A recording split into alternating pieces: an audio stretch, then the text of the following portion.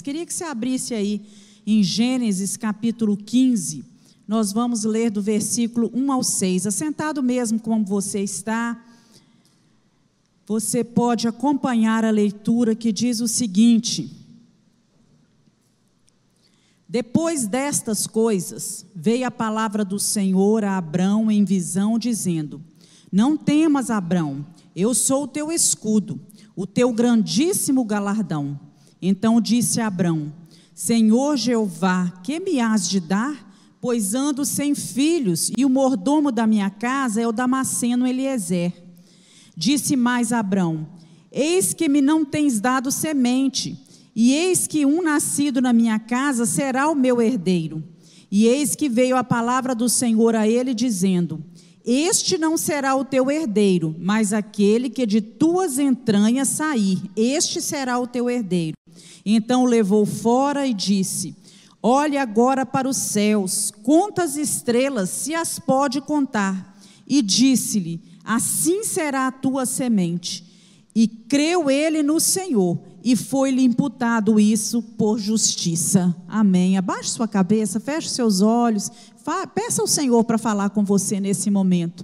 Deus, a tua palavra, ela é penetrante como uma espada de dois gumes, que penetra dentro de nós e vai mudando o nosso ser, vai provocando mudanças dentro do nosso coração, no nosso caráter, no nosso jeito de lidar com as circunstâncias, com as dificuldades. Ela vai promovendo crescimento, ela vai nos direcionando o caminho. E nessa noite eu quero pedir ao Senhor que coloque nos meus lábios uma palavra boa, que venha edificar a tua igreja, a minha vida, e que juntos, ó Deus, possamos receber aquilo que o Senhor tem para falar conosco. Em nome de Jesus nós oramos. Amém. O texto começa assim, meus irmãos, Gênesis 15, depois destas coisas. Que coisas são essas? O que havia acontecido até então para o texto começar? Depois destas coisas. Deus aqui, ele vem falar com Abraão num momento que ele é tomado por medo. E ele é encorajado por Deus, que lhe dá uma palavra, né, de confiança e esperança na promessa de Deus. Então, depois dessas coisas, né, que podem ter gerado medo no coração de Abraão, né, assim como as circunstâncias muitas vezes geram temores em nós. Então nós vemos aqui no capítulo 12, Deus falando com Abraão o seguinte: sai da tua terra, da tua parentela, do meio dos seus, e vai para uma terra que eu te mostrarei. Deus ainda iria mostrar essa terra para Abraão. Então Deus faz promessas a Abraão. E no meio dessa trajetória que Abraão sai da sua terra, do meio dos seus parentes, há um tempo de fome em Israel. E ele foi peregrinar na terra do Egito, sem consultar o Senhor. E chegando lá na terra do Egito, com medo de que Faraó olhasse para sua esposa e a desejasse, né, como mulher, e por isso viesse a se levantar contra a vida dele, tirar a sua própria vida, ele pede a Sara, sua esposa, que minta falando que é sua irmã. E quando Faraó descobre, não é? Porque Faraó age realmente dessa mesma maneira, os príncipes de Faraó anunciam que tinha chegado um peregrino e que havia uma mulher que o acompanhava e que era de extrema formosura, e ele recolhe Sara para o seu harém. Depois que Faraó descobre, ele manda Abraão voltar para sua terra. Vai de volta, né? Não queremos você aqui. E como Abraão agora já sai ali do Egito, já mais abastado, com mais riquezas, ele e Ló, que já possuíam vários rebanhos, né, inúmeros bovinos, os pastores deles começam a contender, há brigas entre eles. Então eles se separam. E no capítulo 14, logo antes aí disso que nós lemos, nós vemos que Ló habitava na cidade de Sodoma, ali em Gomorra também, cidade de Sodoma e Gomorra, e que se levantaram 4 reis para se lutarem contra 5 reis, que era o rei de Sodoma, o rei de Gomorra, o rei de Zeboim, o rei de Adimá e o rei de Belá. Então se une 4 contra 5. E quando Abrão fica sabendo daquilo, ele se levanta com os seus homens para ir libertar Ló. E ele vence essa batalha. Logo após essa batalha, ele vai até Melquisedeque, entrega o dízimo e é abençoado por Melquisedeque. Então, depois desses acontecimentos todos, Deus aparece a Abrão e diz a ele: não temas, eu sou o teu escudo, o teu galardão será grandíssimo, sobremodo grande. Então, por que Abrão estaria com medo, né? Eu pensei em algumas razões para tal. E a primeira que me veio em mente foi que, tendo ele guerreado contra esses 5 reis, né, e os reis ao redor sabendo disso, esses reis poderiam novamente se unir e vir contra ele, como uma espécie de vingança, né? E isso poderia ter trazido temor ao coração de Abraão. Penso também que ele ainda não possuía descendência, não tinha filhos, ele ainda era um peregrino em terra estranha, ele vivia ali, né, peregrinando, indo de um lugar para o outro, se acampando numa campina, se colocando em um outro lugar, e no meio dos cananeus, e isso também pode ter gerado um temor no seu coração, porque já havia se passado algum tempo e ele ainda não tinha uma descendência para deixar a sua herança e nenhuma terra que ele pudesse chamar que era realmente dele para habitar. Então, para acalmar e trazer paz ao coração de Abrão, Deus diz: não tema, não temas, eu sou o teu escudo e o teu galardão será sobremodo grande. O que isso quer dizer? Eu sou o teu escudo. Deus está dizendo aqui, né, nós sabemos que o escudo, ele é uma peça muito importante da armadura e é usada com a finalidade de proteger aquele guerreiro, aquele que está guerreando. Então, o escudo, ele pode anular os dardos inflamados do inimigo, e isto significava que essa palavra de Deus, era como se Deus estava falando assim: Abraão, eu sou o teu protetor, eu sou aquele que protege, aquele que cuida de você, e nós precisamos crer nisso, que o Senhor nos protege, que Deus cuida de nós, que é Ele quem nos dá a vitória. Ele é o nosso escudo contra os inimigos que se levantam, Ele é o nosso escudo nas circunstâncias adversas da vida, Ele é o nosso escudo contra Satanás. O Senhor é o nosso protetor.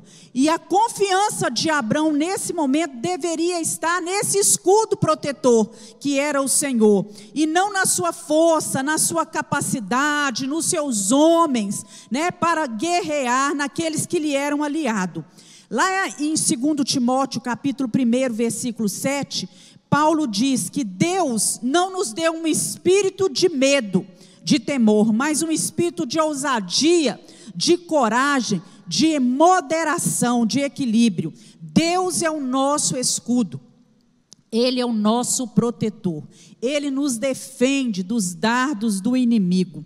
Quando você lê lá o Salmo 3, versículo 3, nós vemos o Senhor, né, o salmista falando assim: mas tu, Senhor, és o escudo que me protege, és a minha glória e me fazes andar de cabeça erguida. Olha que coisa linda. Senhor, tu és o escudo que me protege, né? Aquele que me faz andar de cabeça erguida. No Salmo 91, versículo 2, a palavra diz: a tua verdade é pavês e escudo. A palavra do Senhor traz proteção à nossa vida. E quando a gente lê esse outro pedacinho aqui do versículo, né, do versículo 2, do versículo 1, que diz: o seu galardão será grandiosíssimo, né? Grandiosíssimo. Não era algo comum como Abraão ou os reis, aqueles que lutavam na guerra, costumavam receber após um momento de guerra. Não eram despojos de guerra que Deus estava falando aqui, né? Esse galardão de que Deus está falando aqui com Abraão inclui a promessa que foi feita com Abraão, a promessa de um filho prometido. E aí no versículo 2, Abrão começa a questionar: como, Senhor? Eu não tenho filhos, No versículo 2 ele diz: Senhor, que me has de dar? Ando sem filhos, não é? E o mordomo da minha casa é o Damasceno Eliezer. Irmãos, quantas vezes nós não fazemos assim? Deus nos dá uma promessa, nos dá uma palavra, e isso começa a demorar, começa a tardar um pouco, e nós começamos a falar como Abrão: Senhor, como? Eu não vejo nada. Não tem sinal de vitória, não tem nenhuma luz, nenhum sinal de mudança, né? Essa promessa não se cumpre, essa promessa está demorando demais. Então Abrão começa a argumentar com Deus sobre o seu servo Eliezer nesse momento, né? Provavelmente Eliezer, que era o seu servo principal, seria herdeiro dos seus bens, porque era o costume da época, né? A lei permitia isso legalmente, né, que o servo principal da casa fosse o herdeiro do seu senhor. Mas Deus fala com ele, né? Eis que não será Eliezer o teu herdeiro. Nós vemos aqui que Abraão, ele tem nesse momento a visão de homem. Ele só enxergava aquilo que ele via, mas o plano de Deus para ele ia muito além, era muito maior do que ele planejava naquele momento, né? E muitas vezes as nossas limitações, imperfeições, essa nossa visão humana, ela nos impede de ver o agir de Deus, de ver além daquilo que está diante dos nossos olhos, de ver o impossível. E nós conseguimos vencer o medo, quando nós reconhecemos que as promessas de Deus, elas são melhores do que os tesouros deste mundo. Deus está prometendo para Abrão aqui nesse momento, proteção e provisão. Eu te darei proteção, meu filho, mas a tua herança, né, será grandiosíssima. Haverá também provisão da minha parte para a sua vida. A visão espiritual é a visão de Deus. Deus fala com ele no versículo 5, olha para o céu, vê as estrelas, você pode contar as estrelas? Então Deus estava aqui falando com ele que saísse da sua limitação, daquilo que era palpável, daquilo que era somente visível aos olhos. Irmãos, e se a nossa visão for só horizontal e não for vertical, nós não veremos as promessas de Deus se cumprirem na nossa vida. Então nós podemos, né, e para obtermos essa visão de Deus, na mesma ótica de Deus, nós precisamos, né? E aí eu coloco, crer na grandeza de Deus. Nós precisamos crer que o nosso Deus é grande, que o nosso Deus tem poder. Ao mostrar as estrelas para Abraão, Deus estava revelando a ele sua grandeza e o seu poder. Meu filho, olha para as estrelas. Deus criou milhões de estrelas. Deus conhece cada uma delas individualmente. E a palavra do Senhor ainda nos diz que Deus as chama todas pelo nome. Olha que coisa maravilhosa. Ele é o Senhor do infinito. É uma infinidade de estrelas. Era isso que Deus estava querendo falar. Eu sou grande, meu filho. Eu sou poderoso. Eu sou o Senhor do infinito. E a tua descendência será numerosa, tal qual as estrelas que não podem ser contadas. Deus já havia dito para ele, quando o chamou, que a descendência dele seria como o pó da terra. E agora Deus promete, não só como o pó da terra, mas incontável, como as estrelas do céu.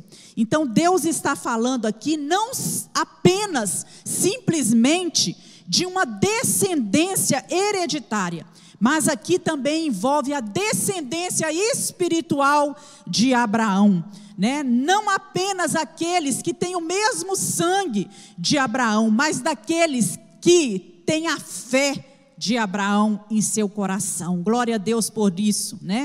O nosso Deus é o Yahvé, é o Jeová, a conjugação do verbo ser, que dá a entender a cada um de nós que Ele é eternamente existente. Ele sempre existiu e sempre existirá. Ele é a fonte de vida, é o eu sou, que fala lá em Êxodo, capítulo 3, versículo 14. Deus disse a Moisés naquele texto: olha, se o povo, se Faraó questionar quem foi que te enviou, que Deus é esse que está te mandando, você vai dizer: o eu sou me enviou. Então Deus é o princípio, Deus é o meio, Deus é o fim. Tudo foi criado por Ele, não é? E antes de tudo existir, o nosso Deus já existia, poderoso e soberano sobre céus e sobre a terra. No Salmo 24, 12 diz assim: ao Senhor pertence a terra e tudo que nela se contém, o mundo e os que nele habitam. Lá no Salmo 19, 1 diz que os céus proclamam a glória de Deus e o firmamento anuncia as obras da sua mão. Glória a Deus. Ele é o Jeová Jireh, o Deus da provisão, o Senhor que provê. Ele é o Jeová Shalom, o Deus que é a paz, que provê a paz que nós precisamos nos momentos de turbulência na nossa vida. Ele é o Jeová Sidequinu, a nossa justiça, aquele que faz justiça às nossas causas, aquele que defende as nossas causas, que está à nossa frente, julgando as nossas causas. Ele é o Jeová Chamar, diz a palavra do Senhor, aquele Deus que está ali, onde você precisa, no momento que você precisa. Ele é o Deus que está ali. Ele é o Jeová Nissi, a nossa bandeira, aquele que vai à nossa frente, que nos dá rumo. Ele é o El Elyon, o Deus Altíssimo, o El Shaddai, o Todo-Poderoso. É assim que nós cantamos. Esse é o nosso Deus, o Deus que o Senhor que queria que Abraão conhecesse, o Deus grande, poderoso, que detém todo o poder nas suas mãos, né? Então, nós precisamos crer na grandeza de Deus, crer que Deus é grande, e para ter essa visão de Deus, ver as coisas sob a ótica de Deus, diante dos problemas e das promessas, nós precisamos crer nesse poder todo que Deus tem, e reconhecer que Ele governa sobre tudo, soberano, e tem o controle de tudo nas suas mãos. Também, meus irmãos, precisamos, eu vejo aqui, mudar a perspectiva da nossa visão, porque Deus aqui queria mudar a visão de Abraão. Abraão só olhava e via: não tenho filhos, né? Não vejo nada promissor à frente, como será isso? Que descendência será essa? E ele não conseguia ver sob a mesma ótica de Deus. E quantos andam, né, desanimados, sem esperança, entristecidos, derrotados, cabisbaixos, sem pensar nas promessas do Senhor, sem crer nessas promessas. Às vezes só enxergam as coisas de um modo negativo. Qualquer problema torna-se um grande empecilho, vira uma tempestade. Tem gente que faz, né, dos problemas, torna esses problemas uma grande tempestade, e só conseguem visualizar realmente as dificuldades que estão na sua frente. Mas quem age assim, já perdeu a batalha.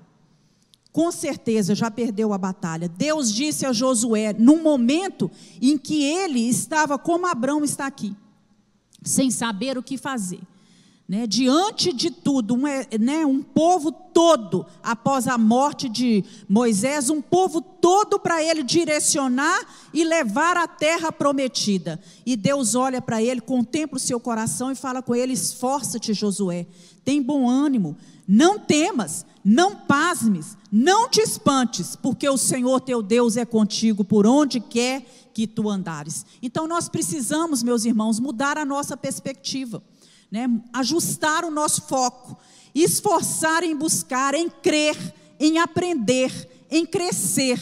Nós precisamos, isso exige treinamento de nós, aprender as coisas, crer, aprender e crescer, existe treinamento, e nós não podemos nos deixar abater. No Salmo 62, 10, o salmista diz, e eu gosto demais quando ele diz: não confieis na opressão, porque há momentos, né, que vem tanta opressão, tanto problema, tanta dificuldade sobre a nossa vida, que nós olhamos para aquilo e realmente ficamos agarrados àquilo, confiando que a situação é daquele jeito mesmo. Mas a palavra de Deus nos exorta: não confieis na opressão, não confieis na opressão. O nosso Deus, Ele é maior do que os nossos problemas, do que as nossas lutas, e nós precisamos mudar de janela. Conta-se uma historinha, né? Vocês já devem conhecer, de uma menina que estava na janela, vendo ali o seu cachorrinho de estimação ser enterrado.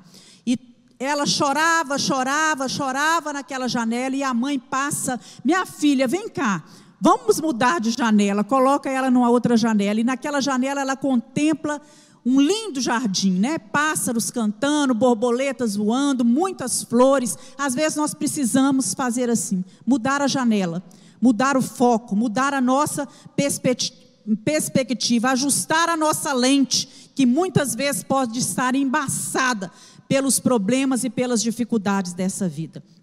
E outro ponto que eu coloco aqui é que promessa é promessa.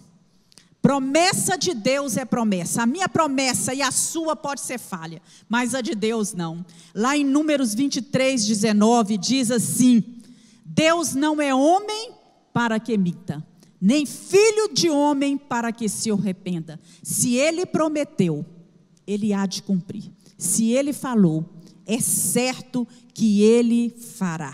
Oh, aleluias, né? Abraão creu e foi chamado de pai da fé.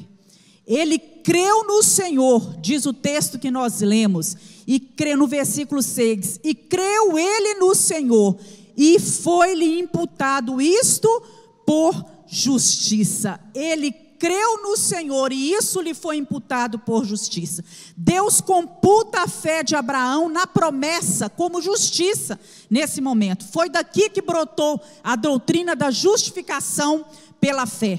A fé em Cristo é a base para todo homem receber a salvação, e a justiça é dom de Deus. Então Abraão é o pai de todo aquele que crê. A justificação é um ato, não é um processo como a santificação. A santificação, ela é contínua, ela acontece dia a dia, mas a justificação, ela é um ato. Significa que aquele que crê em Jesus, que Jesus morreu na cruz, que derramou o seu sangue, e que através do sangue de Jesus, os nossos pecados são perdoados. Quem crê nisso, quem crê em Cristo, está justificado e tem paz com Deus, tem acesso à presença, à graça de Deus e à perspectiva da glória, né? A perspectiva de um lugar maravilhoso que nós herdaremos quando partimos dessa terra. Lá em Hebreus 10:23 diz assim: retenhamos firmes a confissão da nossa esperança, porque fiel é o que prometeu. Tito capítulo 1, versículo 2, diz o seguinte: em esperança da vida eterna, a qual Deus, que não pode mentir, prometeu antes dos tempos dos séculos. Então Deus, Ele é fiel àquilo que Ele prometeu, e Ele não pode mentir. As características das promessas de Deus: primeiro, elas não falham, meus irmãos. As promessas de Deus, elas não falham.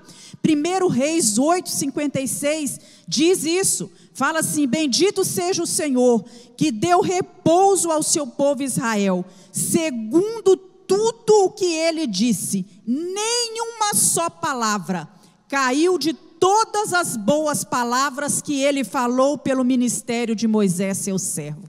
As promessas de Deus não falham. Também as promessas de Deus são garantidas pelo poder de Deus. Romanos 4, capítulo 21, diz assim: estando certíssimo de que Ele é o que Ele tinha prometido também era poderoso para fazer. Se Deus prometeu, é porque Ele tem poder, é porque Ele pode. é porque Ele tem prazer em fazer. Então nós precisamos estar certíssimos do que Ele tinha prometido, Ele também tem poder para fazer. As promessas são de valor infinito. Lá em 2 Pedro 1,4 diz assim: pelas quais Ele nos tem dado grandíssimas e preciosas promessas, para que por elas fiqueis participantes da natureza divina. E as promessas de Deus, elas culminam na vida eterna. Lá em 1 João, capítulo 2, versículo 25 diz: e essa é a promessa que Ele nos fez, a vida eterna. Você pode dizer amém? Amém. Aquele que prometeu é fiel, Ele vai cumprir essa promessa. Ele tem poder para cumprir isso. Basta que a gente creia nisso, e isso nos será imputado, né, como justiça. E para terminar, eu gostaria de relembrar com você algumas promessas do Senhor. Deus nos faz promessas de livramento. O Salmo 34, versículo 19 diz assim: muitas são as aflições do justo, mas o Senhor o livra de todas. Deus nos promete cuidado no momento das nossas doenças, das nossas enfermidades. Salmo 41, 3, o salmista diz: o Senhor o sustentará no leito da enfermidade, tu o restaurarás da sua cama de doença. Olha que coisa maravilhosa. Nós temos uma promessa de Deus, de cura das nossas enfermidades. O Senhor nos promete consolo. Isaías 43, 2 diz: quando passares pelas águas, eu estarei contigo. Quando passares pelos rios, eles não te submergirão. Quando passares pelo fogo, não te queimarás, nem a chama arderá em ti. Deus nos promete também um lar eterno. João capítulo 14, 1 e 2 diz: não se turbe o vosso coração. Credes em Deus, crede também em mim, Jesus falando. Na casa de meu pai há muitas moradas. Se não fosse assim, eu vos teria dito: vou preparar-vos lugar. O Senhor foi preparar lugar, há moradas na casa do Senhor. Nós temos um lar eterno reservado para nós. O Senhor nos promete tranquilidade no Salmo 37, versículo 3, que diz: confia no Senhor e faze o bem, habitarás na terra e verdadeiramente serás alimentado. Vive tranquilo, confia no Senhor, você vai habitar nessa terra e vai ser alimentado. Vai ser alimentado no âmbito material, com aquilo que você precisa, a provisão diária, e também na sua vida espiritual. O Senhor promete bênção sem limites em Marcos 9, 23. E Jesus disse: se tu podes crer, tudo é possível àquele que crê. Ele promete resposta às orações em Marcos 11, 24. Por isso vos digo que todas as coisas que pedirdes, orando, crede receber e tê-las-ei. Crede naquilo que você pede, nas respostas, e vocês vão receber. Deus promete remoção de obstáculos. Lucas 17, 6 diz: e disse o Senhor: se tivesses fé como um grão de mostarda, dirias a essa moreira: desagarra-te daqui, planta-te no mar, e ela vos obedeceria. Deus promete que se a gente tiver fé, Ele vai remover os obstáculos que estiverem diante de nós. Ele promete adoção divina. Nós somos adotados por Deus. Em João 1,12 diz: a todos quanto receberam, deu-lhes o poder de serem feitos filhos de Deus, aqueles que creem em seu nome. Nós somos adotados nessa família, a partir do momento que nós cremos no Senhor Jesus. Ele promete vida eterna em João 3, 14 e 15. E como Moisés levantou a serpente no deserto, assim importa que o Filho do Homem seja levantado, para que todo aquele que nele crê não pereça, mas tenha a vida eterna. E Deus promete a cada um de nós poder para o serviço. Lá em João 14, 12 diz: na verdade vos digo, que aquele que crê em mim, também fará as obras que eu faço, e as fará maiores do que essa, porque eu vou para o meu Pai. São apenas algumas poucas promessas que eu citei, mas elas nos fortalecem. elas aquecem o nosso coração, elas nos trazem esperança para que nos momentos em que bater no nosso coração o medo, a ansiedade, a angústia, a falta de esperança, o Senhor possa nos dizer: não temas, eu sou o teu escudo, eu sou o teu grandiosíssimo galardão, não temas, eu estou com você. Deus sempre cumpre as suas promessas, amém, meus irmãos? Vamos nos colocar de pé, e eu gostaria de convidar você a orar nesse momento e pedir ao Senhor que você possa crer como Abraão creu. Você não precisa temer, Ele é o seu escudo. Mesmo que não haja sinal de vitória, sinal de mudança, a promessa de Deus vai se cumprir na sua vida, ela não falha. Creia na grandeza de Deus e mude a perspectiva da sua visão, que a bênção vai chegar. Nós te louvamos, Deus, porque a tua palavra é maravilhosa, a tua palavra aquece o nosso coração. Deus, ela renova o nosso ânimo, ela acrescenta esperança, ela acrescenta vida. E nesta noite, diante dos temores, diante dos momentos difíceis, que muitas vezes nós questionamos o Senhor, nós queremos ouvir a tua voz dizendo ao nosso coração: não temas, eu sou o teu escudo, eu sou o teu grande galardão, eu sou aquele que sustenta a tua vida, eu sou aquele que tem o prazer em cumprir as promessas, ainda que estejam demorando, elas hão de se cumprir. Persevera, oh Deus, abre os nossos ouvidos para escutar isso, abre o nosso entendimento e a nossa fé para crer nas promessas do Senhor, que não falham, que são fiéis, que são duradouras. Oh Deus, acrescenta-nos fé, em nome de Jesus nós oramos, amém.